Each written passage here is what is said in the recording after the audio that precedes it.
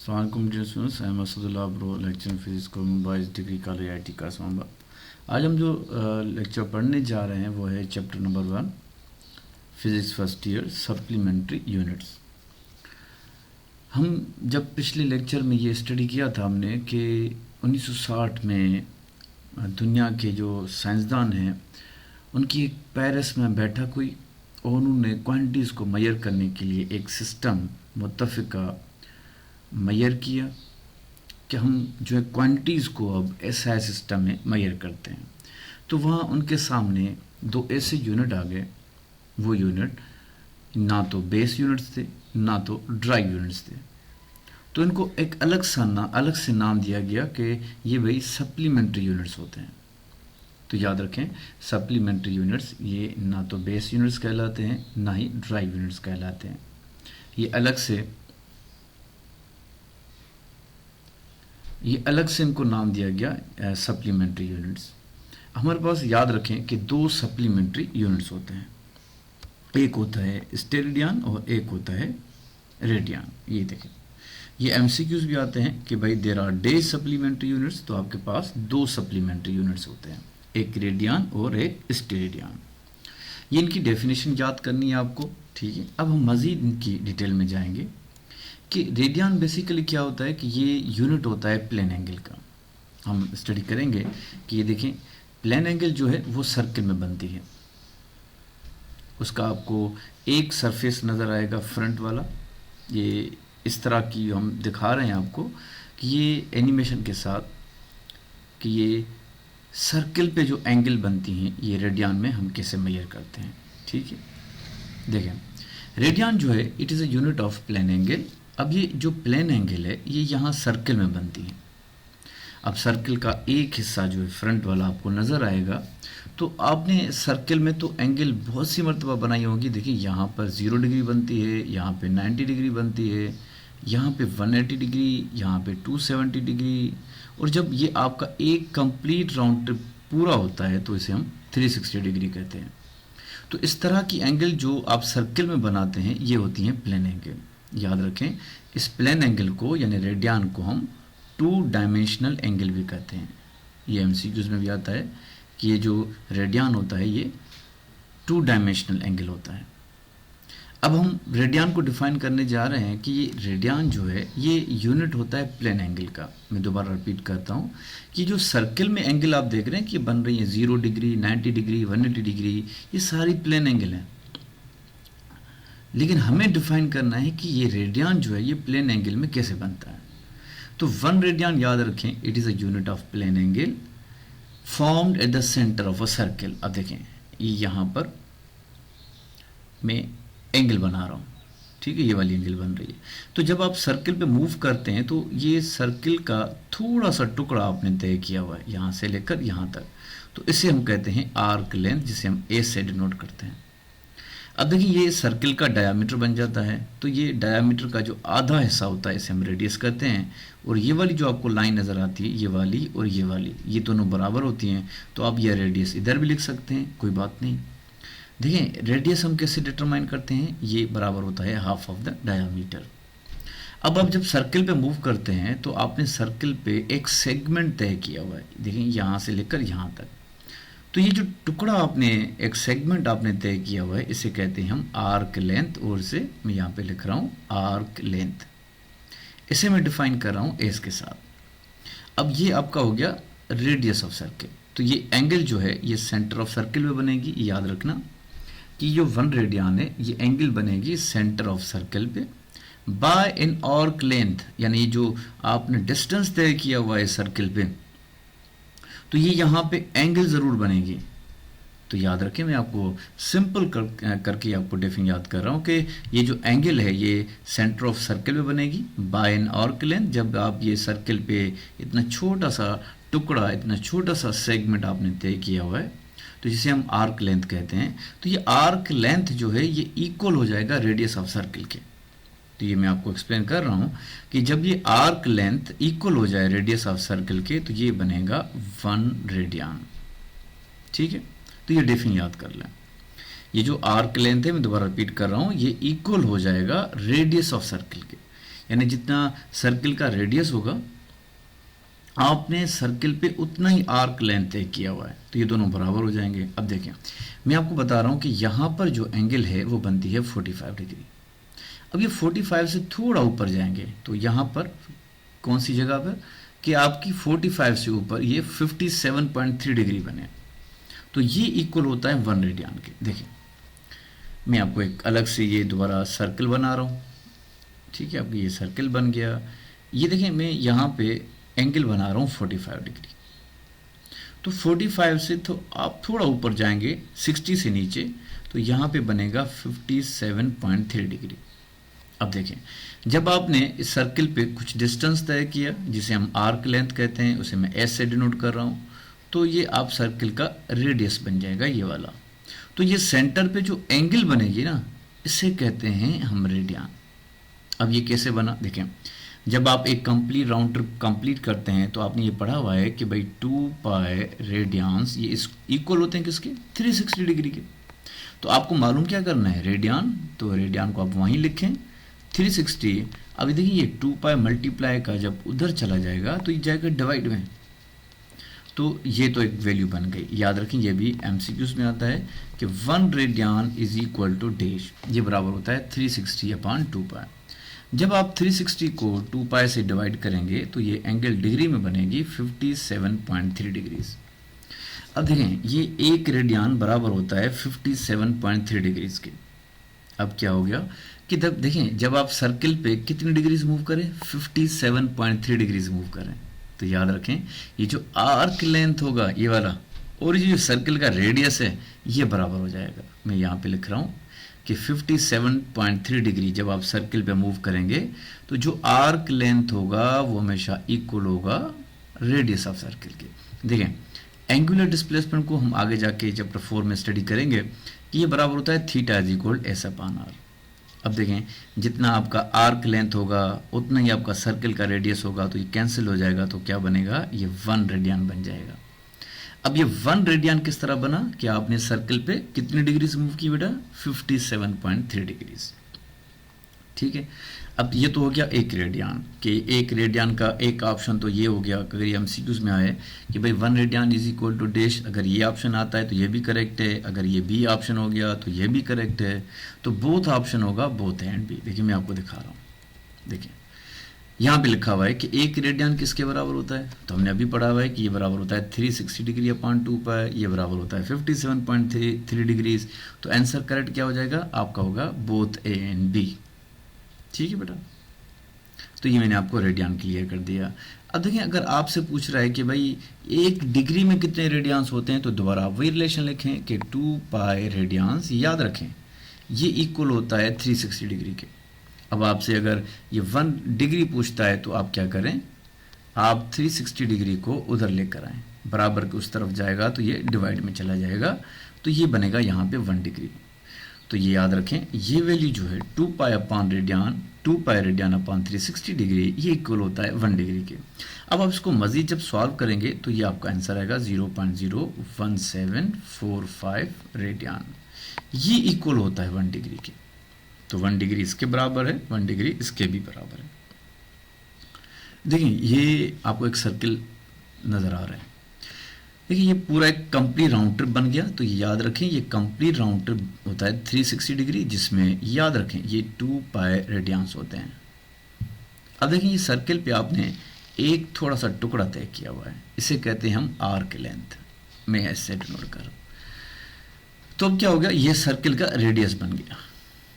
तो यहाँ पर जो एंगल बनेगी वो बनेगी 57.3 डिग्रीज, तो ये आपका हो जाएगा 1 रेडियन, ठीक है। ये 1 रेडियन की डेफिनेशन है, ठीक है। अब यहाँ पर आप अगर आएंगे तो यहाँ पर एंगल बनेगी 90 डिग्री, यहाँ पर आपकी एंगल बनेगी 180 डिग्री, यहाँ पर आपकी एंगल बनेगी 270 डिग्री, और जब आप वापस एक कंप्लीट राउंड ट्रिप कंप्लीट करेंगे तो ये बनेगी 360 डिग्री,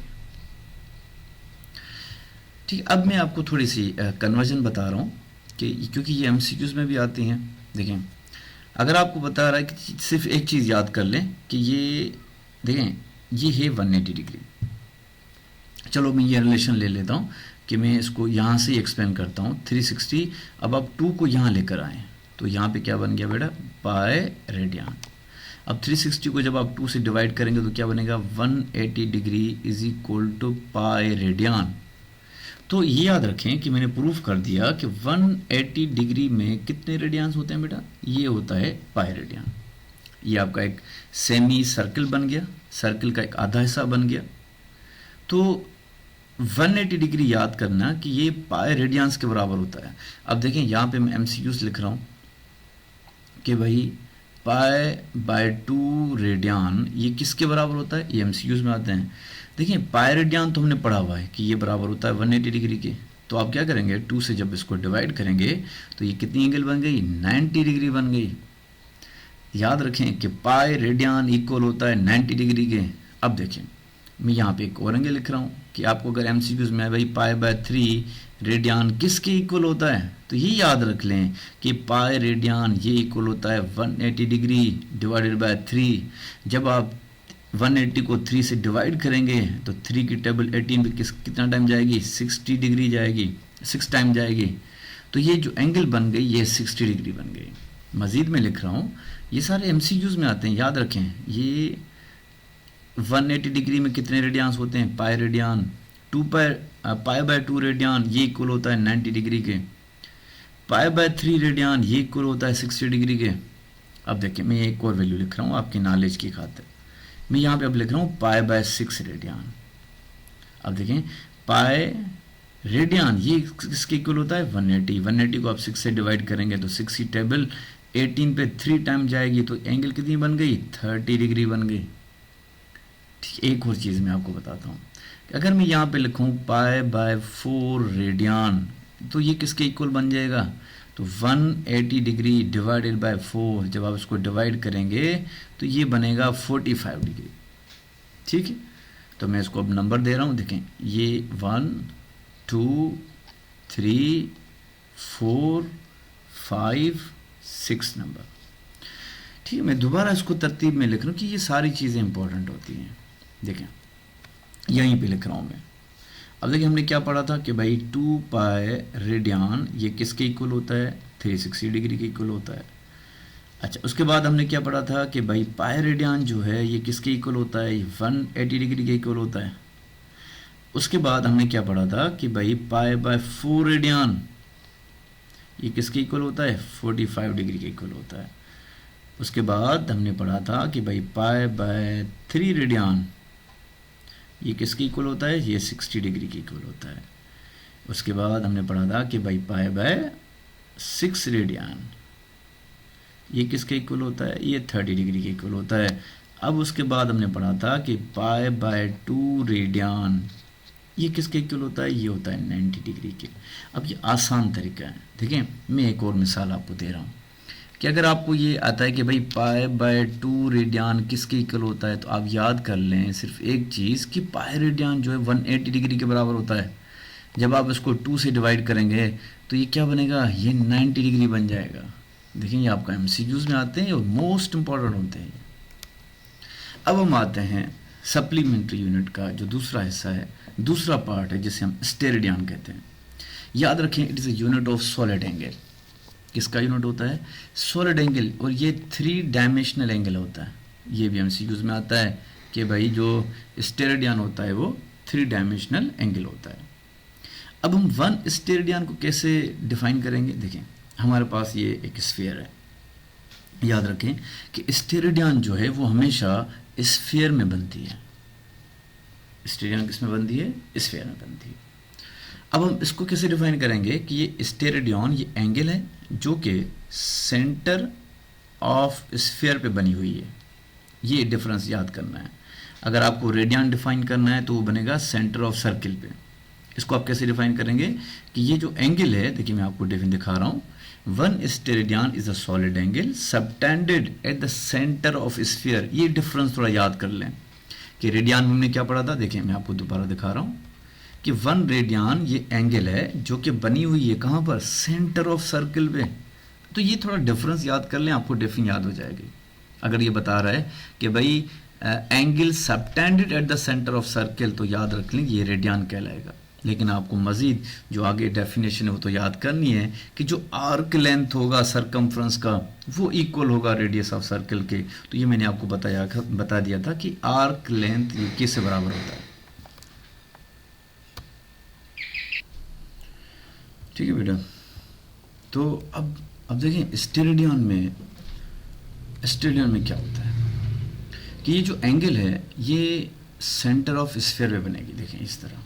तो अगर ये आपको एमसीक्यूज में भी डेफिन आती है कि ये जो एंगल है वो कहाँ पे बनी हुई है, सेंटर ऑफ स्फीयर पे। अब क्या होगा कि जो एंगल आपको ये नज़र आ रही है, ये है कोनिकल एंगल। ये देखिए जैसे कोन आइसक्रीम बनती है, आपने आइसक्रीम तो खाई होगी।